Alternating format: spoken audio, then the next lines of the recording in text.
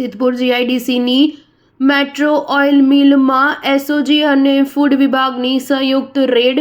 ભારત મોદી શંકાસ્પદ અને ભેળસેળવાળું તેલ વેચતો હોવાની બાતમીને આધારે કરી રેડ દરમિયાન તેલનું ટેન્ક, ડબ્બા, બોટલો અલગ અલગ બ્રાન્ડના મળી કુલ ₹20,31,650નો મુદ્દામાલ સીલ કર્યો. તેલમાં મિલાવટ કરવા માટેનું વિટામિન એ અને વિટામિન ડીનું કન્સન્ટ્રેટેડ લિક્વિડ પણ મળી આવ્યું. ભારત મોદી બહારથી તેલના ટેન્કર મંગાવી અલગ અલગ બ્રાન્ડમાં પેકિંગ કરતો હતો.